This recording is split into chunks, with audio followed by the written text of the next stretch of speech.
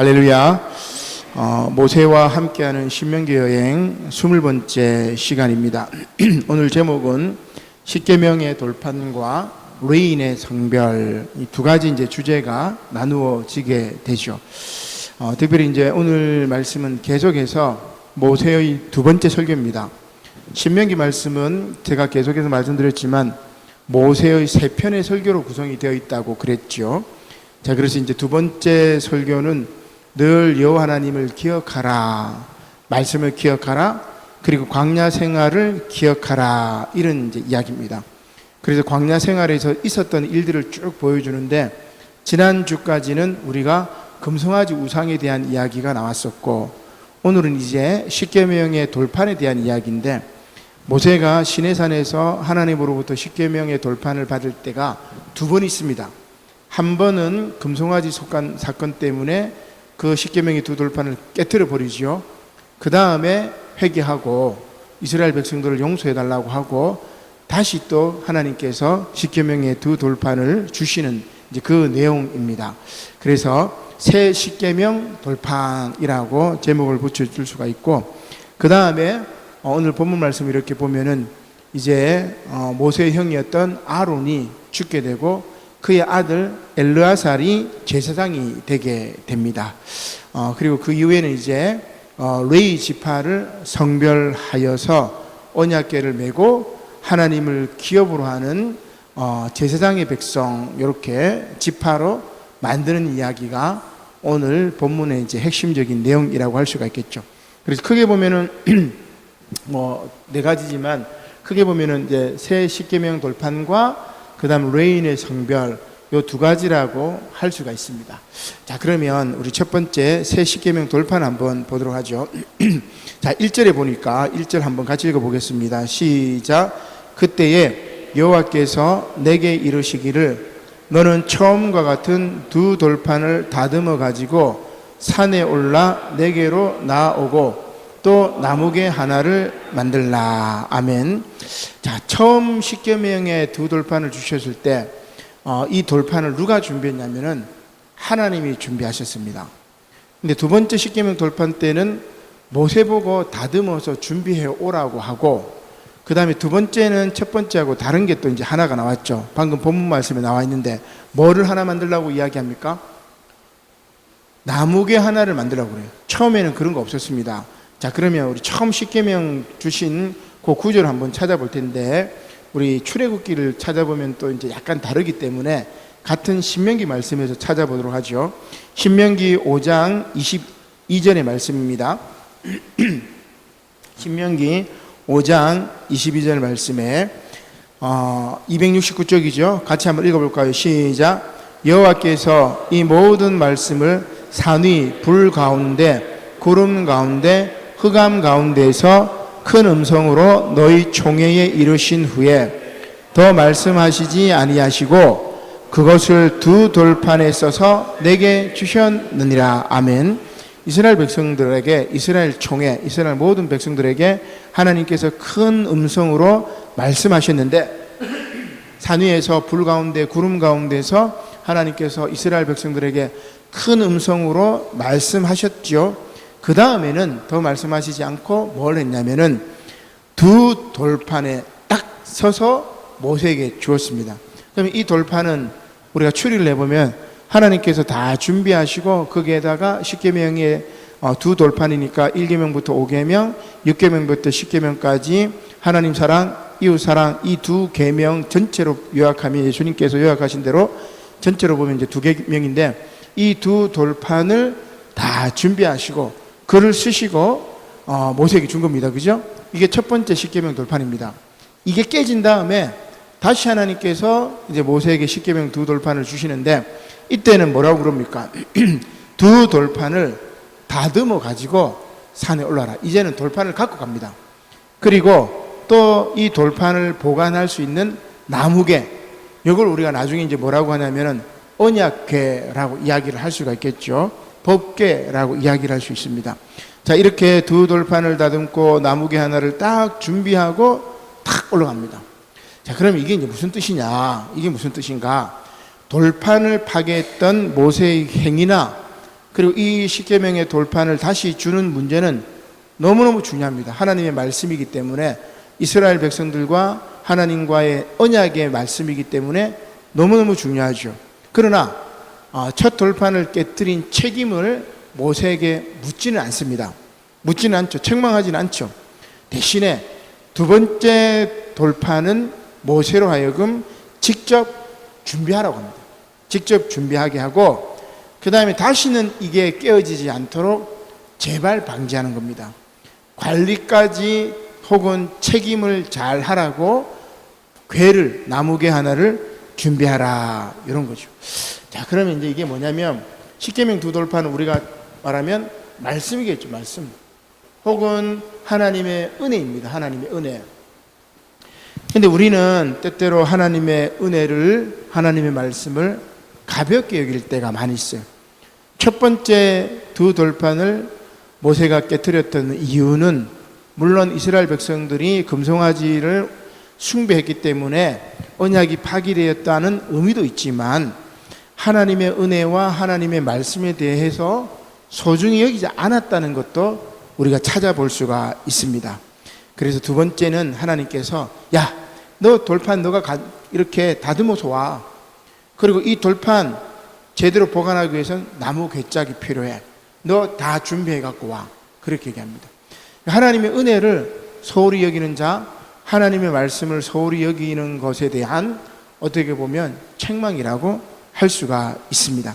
그래서 우리는 하나님의 말씀과 하나님의 은혜, 혹은 우리 예배의 자리에 오는 것, 우리가 수요 예배 회복을 위해서 우리가 계속해서 기도하는 중에 있지만 참 예배가 회복이 되지 않습니다. 그죠?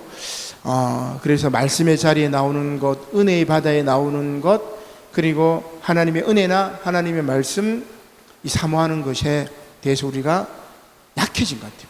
대부분 이제 코로나 상황 때 비대면 예배로 드리고 또 예배를 드리지도 않고 하니까 이게 이제 습관이 되어가지고 예배 자리에 나오는 것이 이제 무책임해진 거예요. 그러나 오늘 하나님께서는 모세에게 뭐라고 이야기합니까? 이것을 재발 방지하기 위해서 네가 돌판을 준비해오고 네가 나무 궤기를 탁 준비하라. 그 돌판을 갈고 준비하는 데 정성, 나무 궤를 짜고 그것을 들고 시내산에 오르는 그 정성, 그렇게 하나님의 은혜를 받을 준비를 해라. 저는 이렇게 볼 수가 있어요. 그래서 십계명 두 돌판을 이렇게 모세가 책임감을 가지고 사명을 가지고 하나님의 말씀과 은혜를 받고자 했다. 이렇게 이야기를 할 수가 있죠. 여러분들은 2023년도 우리 여러분들 가정에 주셨던 창세기 말씀, 오늘 올해 우리 주제가 창세기 말씀인데, 신년초에 뽑았던 오늘 우리 가정에 주시는 말씀 하루에 한번 봅니까? 어디 놔뒀는지도 모르시는 건 아니겠죠. 그죠? 잘 보이는데 이렇게 놔두셨을 줄로 믿습니다. 하루에 그 말씀을 몇 번 이렇게 보시는지. 저도 하루에 한 번 보는 건 없는 것 같아요. 거의. 한 일주일에 한 번 정도? 이제 밑에 있어 놓으니까 이렇게 잘 골로 지나가질 않아서 잘 못 보긴 하는데, 따로 이렇게 꼽아 놓고 이렇게 보면 이제 자주 보는데, 올해 우리 가정에 주시는 말씀도 자주 안 보는데, 하나님 말씀 내가 얼마나 보는가, 그런 이제 생각을 해보게 되었는데, 바로 말씀에 대한 소중함, 그죠? 하나님의 은혜에 대한 소중함을 다시 깨달으라. 그것이 바로 오늘 이 십계명 두 돌판을 다듬고 나무깨를 하나 가지고 와서 하나님이 그곳에다가 하나님 말씀을 이렇게 주셨다는 것을 알 수가 있습니다. 자, 두 번째로는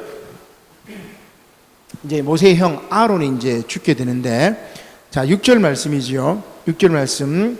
자, 같이 한번 읽어볼까요? 시작. 이스라엘 자손이 부에롯 브네야 아간에서 길을 떠나 모세라에 이르러 아론이 거기서 죽어 장사되었고 그의 아들 엘르아살이 그를 이어 제사장의 직임을 행하였으며. 아멘. 자, 여기 말씀해 보니까 부에롯 브네야 아간, 그래서 밑에 각주에 보니까 그렇게 돼 있다, 그죠? 야 아간의 분의 아들들의 우물들, 부에롯이 우물이고 분해라는 말이 아들들이라는 말이니까 야아간의 아들들의 우물이 있는 곳, 이렇게 이야기를 할 수 있겠죠. 그러면 이 야아간은 누구냐면은 에서의 후손들입니다. 에서의 후손들인데 이 문자 그대로는 뒤틀린 자손들, 뭐 오만한 자손들, 뭐 이렇게 이야기할 수 있겠죠. 자, 그래서 뒤틀린 자손들의 우물이 있는 그 땅에서부터 뭐예요? 길을 떠납니다. 모세라라는 곳에 이르렀고 아론이 거기서 죽었는데, 이 모세라라는 말은 우리 그 모세 이름하고 비슷한데, 모세라라는 말은 뭐냐면은 징벌이라는 말이에요. 징벌이나 혹은 결박, 요런 게 모세라라는 말인데, 아마도 아론이 금송아지 사건을 통해서 하나님께서 당장 벌하시지는 않았지만은 아마 다시 이제 출발할 때, 이스라엘 백성들이 행진을 할 때 모세라라는 이 징벌의 곳에서 아론은 이렇게 죽었던 것 같습니다. 거기에 죽은 다음에 장사를 지냈고, 그의 아들 누구죠? 엘르아살이 그를 이어 뭐가 됐죠? 제사장의 직임을 감당했다고 이야기를 하고 있습니다. 자녀에게 믿음의 직을 물려주었던 것을 우리가 알 수가 있죠. 그래서 참 자녀에게 믿음을 전해주는 것이 너무너무 어려운 일이라는 것을 우리가 잘 알 수가 있습니다. 그러나 오늘 아론이 죽고 아론의 그 직임을 엘르아살이 이어받았던 것처럼 참으로 그 사명을 이렇게 감당을 해야 되지 않을까. 그래서 저도 오늘 이제 희주 또 대신에 희진이가 이렇게 반주를 하고, 또 몇 년이 지나고 희진이가 뭐 고등학생이 되면 또 희은이도 훈련을 시켜서 희은이도 또 이제 반주자로, 그죠? 그렇게 하나님께 봉사하는 것을 자매가 바톤을 이어받아서 이렇게 하면 얼마나 아름다울까, 이런 생각을 해보게 됩니다. 아론이 죽은 다음에 엘르아살이 제사장이 되었던 것처럼 여러분들의 신앙을 자녀들에게 잘 물려주시기를 바랍니다. 자, 그 다음에 또 하나는 이제 지명 이름을 보면 우리가 재밌는데, 세 번째 내용이 이제 뭐냐면, 자, 7절 말씀 한번 읽어보죠. 자, 7절 말씀에 보면은 부에롯 분의 야아간에서 길을 떠나서 모세라는 곳에서 그 아론이 죽었죠. 그 다음에 7절 시작. 또 거기를 떠나 국고다에 이르고 국고다를 떠나 욥바다에 이른즉 그 땅에는 시내가 많았으며. 아멘. 이스라엘 백성들이 이제 광야를 헤맬 때인데 이게 이제 시내 반도에서 저 바란 광야 어디입니까? 가데스 바네아 정탐꾼을 보냈던 골로 이제 올라가는 길입니다. 이 지도를 이렇게 보면은 여기 시나이 반도가 이렇게 돼 있고 여기 이제 팔레스틴입니다. 그죠? 여기가 시내산이고 여기가 바란 광야입니다. 여기가 가데스 바네아고 여기서 이제 정탐꾼을 보내는 거죠. 그죠? 여기서 이제 쭉 올라가는 지명들이 요 지명들이 지금 요 지명들 여기서 정탐꾼을 보낸 다음에 두려워 떨어서 이 바란 광야에서 한 38년을 헤매다가 다시 요렇게 모압 땅 요렇게 가가지고 중간으로 요단강을 건너서 이제 들어가게 된다. 그죠? 출애굽 요정이 이렇게 됩니다. 여기는 애굽의 람삿에서 홍해를 건너가지고 시내산에서 계명을 받고 쭉쭉쭉쭉 올라가다가 바란강야에서 도착해서 가네스 바데아, 그 다음에 정탐꾼 보내고 다시 이 바란광야에서 38년 헤매고 이렇게 가는 거. 뭐 이거는 여러분들 아마 머릿속에 이렇게 다 있으리라 생각이 됩니다. 자, 그러면 분의 야아간을 떠나서 모세라는 곳에서 간 다음에 그 다음에 국고다. 국고다는 이 말이 이제 뭐냐면 갈라진 틈 뭐 이런 의미예요. 뭐 크게 중요한 건 아닙니다. 그 다음에 어디에 이르죠? 욥바다. 아마 요 근처입니다. 이 바란강야 요 밑쪽인데 욥바다라는 곳에 딱 이릅니다. 근데 이 욥바다 뜻이 뭐냐면 즐거움. 그래서 욥바다 근처에는 뭐가 많아요? 그 땅에는 시내가 많으니까 물 때문에 불평불만하진 않겠죠. 그죠? 그래서 아마도 아론이 죽고 이스라엘 백성들이 이제 고생한다고 생각해서 하나님께서 시내가 많은 이 욥바다로 이렇게 인도하시고 그곳에서 이스라엘 백성들이 즐거워했기 때문에 욥바다라는 이름을 이렇게 붙였던 것 같습니다. 자, 이렇게 시내가 많은 곳에서 즐거움을 누리고 쭉 이제 진행을 하는 거죠. 아직 이제 이 가데스 바네아 가기 전까지입니다. 전입니다. 그 이야기는. 자, 그 다음에 오늘 이제 마지막 네 번째는 뭐냐면은 레인의 이제 성별인데 그때 28절에 보니까 자, 국고다를 떠나서 욥바다에 탁 이르러 가지고 그 땅에 시내가 많아 가지고 물도 마시고 쉼도 얻고 즐거움을 누린 다음에 이제 뭘 하냐면은 그때에 여호와께서 누구를 구별하죠? 레위 지파를 구별하여 여호와의 무엇을? 언약궤를 매게 합니다. 이 언약궤는 뭐예요? 10장 1절에 나왔죠. 모세에게 돌판 2개를 갈아서 다듬어 가지고 그 다음에 나무 개짝 하나를 가지고 와라. 그 10계명의 돌판을 보관할 개짝입니다. 그게 뭐냐면 바로 이제 이 언약궤입니다. 언약궤 안에는 우리가 잘 아는 것처럼 10계명에 깨어진 10계명의 2돌판이 들어가 있고 그 다음에 아론의 쌍난 지팡이가 들어가 있고 만나 항아리가 들어가 있잖아요. 그죠? 그때부터 이제 언약궤는 이스라엘 백성들의 중심이 되게 되는 겁니다. 자, 그래서 레위 지파를 세운 다음에 그들을 구별합니다. 그 다음에 이들에게 주셨던 사명이 몇 가지가 있는데 한 3가지 정도가 됩니다. 자, 첫 번째는 뭐냐면은 뭘 매는 거죠? 언약궤를 매게 합니다. 언약궤. 아무나 언약궤를 매는 게 아니고 레위 지파 사람들만 언약궤를 매게 되는 거죠. 자, 그 다음에 여호와 앞에 서서 그를 섬기며, 그러니까 레위 지파는 언약궤를 매는 일, 두 번째는 뭐예요? 하나님을 섬기는 일. 이게 레위 지파의 뭡니까? 레위 지파를 구별해서 하나님께서 그들을 이 일을 위해서 세우셨다는 것을 알 수가 있습니다. 자, 그 다음에 또 중요한 게 또 여호와의 이름으로 뭐 하게 하셨으니? 여호와의 이름으로 축복하게 하셨으니. 무슨 말이에요? 하나님의 이름으로 이스라엘 백성들에게 복을 빈다는 말입니다. 우리 예배 마지막에 보면 뭐가 있어요, 여러분? 축복 기도가 있죠. 그죠? 그렇죠. 여러분, 축복 기도가 있습니다.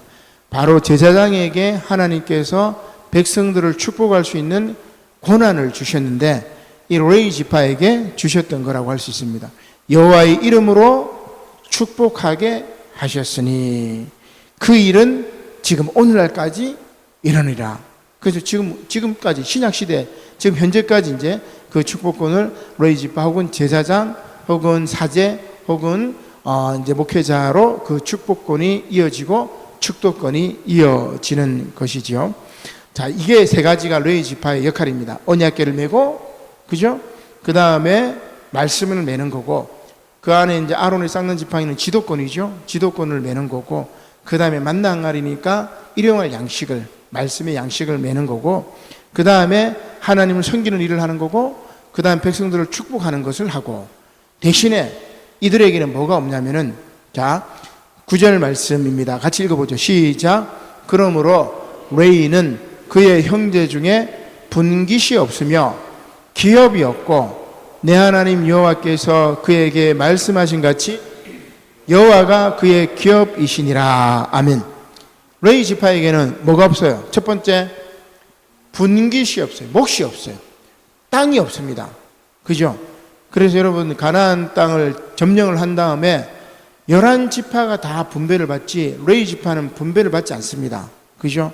그러나 나중에 이제 도피성 제도를 위해서 그 지파들 가운데 지파들이 받은 목 가운데 레인의 성읍을 이렇게 만들긴 하지만 원래 그 땅은 다른 지파에게 주신 땅이에요. 자, 그래서 레인은 그의 형제 중에서 분깃이 없고 땅이 없고 기업이 없고, 뭐 분깃이나 기업이나 같은 말입니다. 땅이 없다는 말입니다. 자, 그 다음에 그러면 레위 지파의 기업이 뭐죠? 그렇죠. 여호와 하나님이 레위 지파의 기업이다. 그런 이야기입니다. 이게 이제 그런 이야기죠. 그래서 이스라엘 사람들은 제가 누누이 몇 번 말씀드렸지만 유대인들은 전 세계로 막 흩어지잖아. 그죠? 다 흩어지면 10명의 유대인, 뭐 10가정이라고 하죠. 10명의 유대인 혹은 10가정의 유대인들 중에 한 명은 랍비로 세워요, 자기들이. 어디를 가든지. 그래서 9명이 열심히 일해서 그 한 명이 랍비로 세운 그를 이제 생존을 책임지고, 그 다음에 그 랍비는 뭐 하냐면은 나머지 9명의 자녀들을 혹은 9명의 신앙교육을 감당합니다. 이렇게 10명 중에 한 명 10분의 1을 하나님께 드리는 거죠. 사람을 드리는 거죠. 그래서 너는 최선을 다해서 우리에게 하나님의 말씀을 가르쳐주고 우리 자녀들에게 하나님의 말씀을 가르쳐줘. 너는 세상에 나가서 세상의 일을 하지 않아도 너는 이 말씀을 통해서 우리들에게 알려주는 것만으로도 우리가 하나님의 선민으로서 정체성을 잃어버리지 않으니까 그걸 감당해달라고 그렇게 얘기합니다. 그래서 2000년 동안이나 나라를 잃었지만 그들은 정체성을 잃어버리지 않은 거죠. 그게 이제 유대인들의 아주 뛰어난 점이고 유대인들의 자녀 교육이 엄청나다는 것을 우리가 이제 알 수가 있겠죠. 최근에 이제 뭐 이중직 얘기도 많이 나옵니다. 그래서 법으로 이제 우리 교단은 뭐 그런 규정이 없긴 한데 다른 교단에는 또 이제 보수 교단에는 그런 이중직 규정이 있어요. 원래 이제 이중직 규정은 이제 대형교회 목사님들이 목회를 하면서도 또 뭡니까? 자기가 이제 뭐 신학교에 강의를 하면서 이중으로 이제 사례를 받으니까 그러면은 안 된다면서 이중직을 이제 견제를 했던 것인데 지금은 이제 많이 바뀌었죠.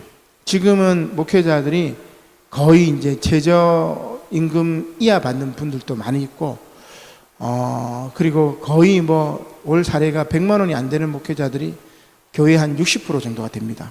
뭐 굉장히. 그러니까 이분들이 이제 참 뭐 본인 스스로는 사명을 감당하기 위해서 목회 사명을 감당하지만 그의 부인이나 그의 가족이나 그의 자녀들이 고통을 받는 거죠. 목회에만 신경 쓰기 때문에 가족에 대해서 거의 책임지지 않고, 옛날에는 우리 이제 선배 목사님들 다 그렇게 했어요. 하나님이 먹여주신다고.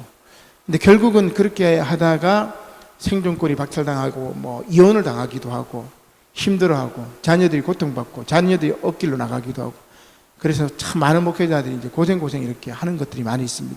그만큼 이제 뭐 교회 성장이 안 되고 교회가 부흥이 안 되고 성도들이 이제 부흥이 좀 이렇게 또 11조를 하거나 이렇게 재정이 탄탄하지 않기 때문에 그런 경우들이 이제 많이 있는데, 그런 가운데 이제 교단들마다 이중직에 대한 이제 문들을 이렇게 열어주는 경우가 있습니다.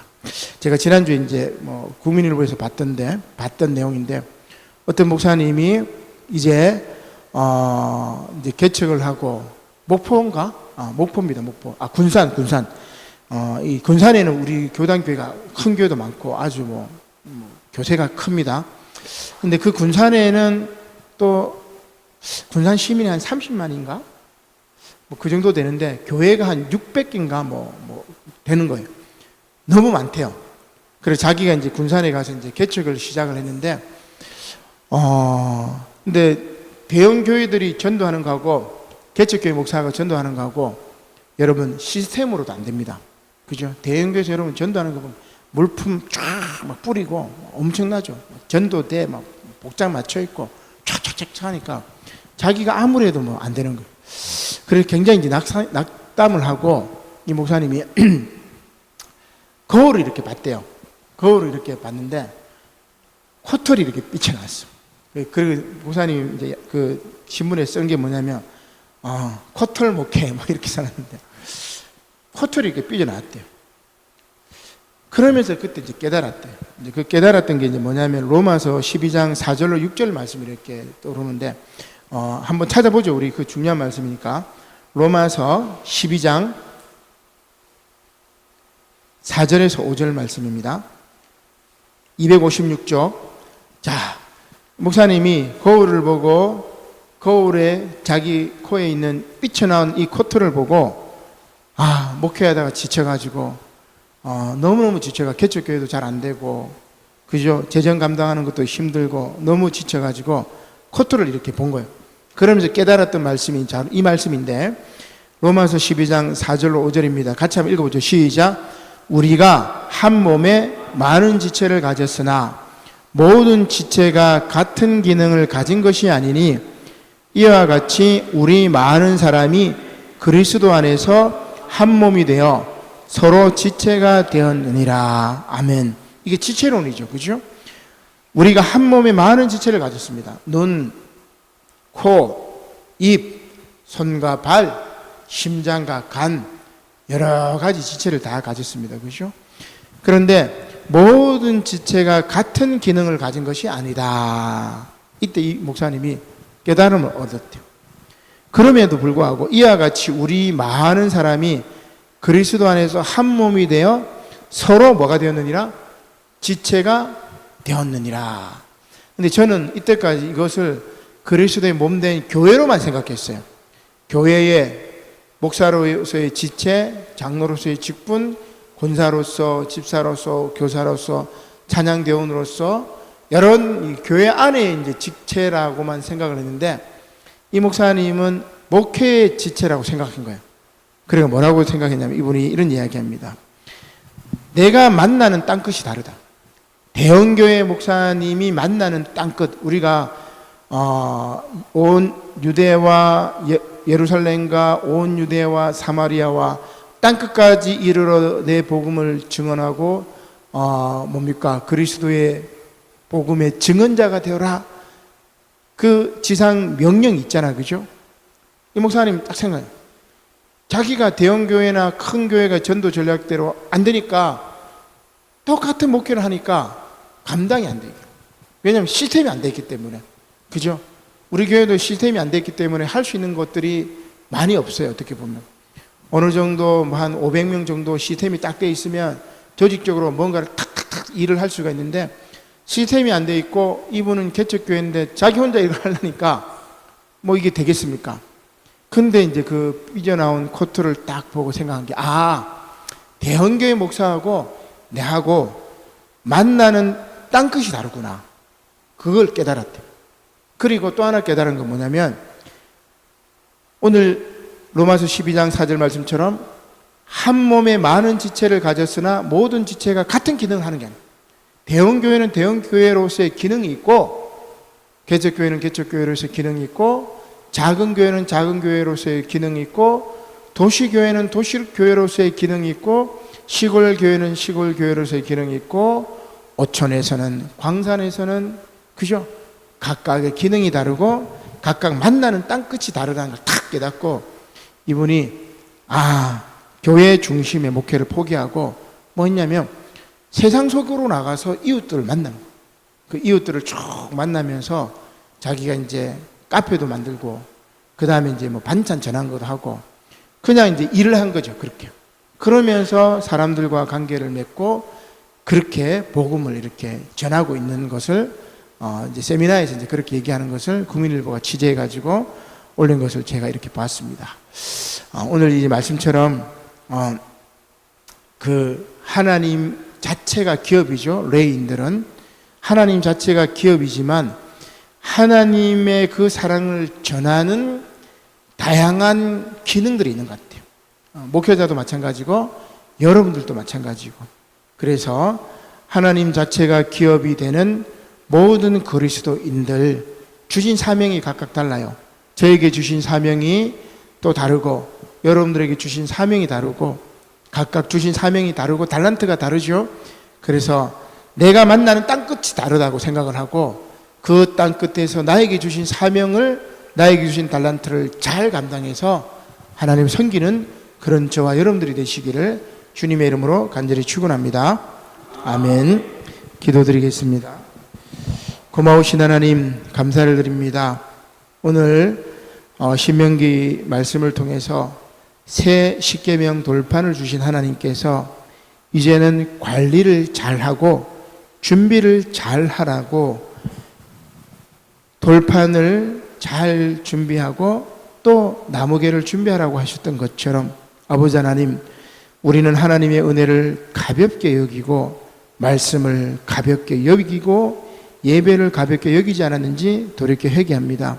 아버지 하나님, 우리에게 주신 말씀, 사명, 달란트 잘 감당할 수 있도록 인도하여 주시옵고 우리가 만나는 그 다른 땅끝에서 하나님께서 우리에게 주신 사명, 그 달란트 잘 감당하는 저희 모두가 될 수 있도록 은혜를 베풀어 주시옵소서.